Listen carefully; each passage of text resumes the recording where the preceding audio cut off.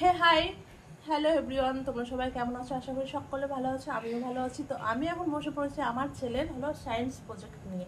তো আমার ছেলে সমস্তটা কভার করেছে। তো মেন যে ফ্রন্ট পেজটা সেটা ও অতটা পারে না, ছোট তো, ক্লাস 3-তে পড়ে, তার জন্য ওকে একটু হেল্প করছি। তো তোমাদের সঙ্গে শেয়ার করতে চাই কেমন হচ্ছে, অবশ্যই তোমরা কমেন্ট করে জানিও।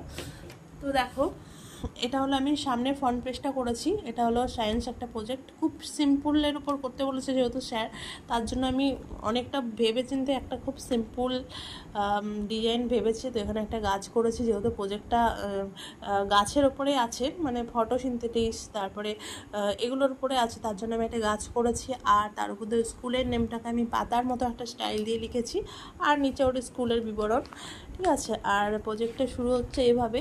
তো এই যে living things, characterise of living things, তারপরে সব এগুলো সম্বন্ধে আছে, ওর বৈশিষ্ট্যগুলো লিখতে বলেছে। তো আমার ছেলে ক্লাস 3-তে পড়ে, ওর লেখাটা কেমন অবশ্যই জানিও। ক্লাস 3-র অনুযায়ী কি ভালো নাকি খারাপ অবশ্যই কমেন্ট করে জানিও।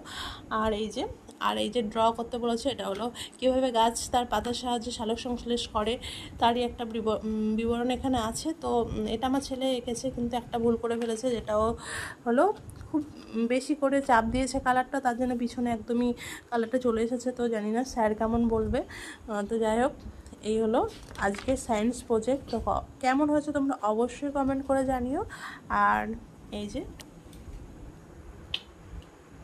বলে দাও কেমন হয়েছে, জিজ্ঞেস করো। ভালো হয়েছে। টাটা আজকের মতো এখানে, আবার তোমাদের সাথে অন্য কোনো প্রজেক্ট নিয়ে দেখা করবো।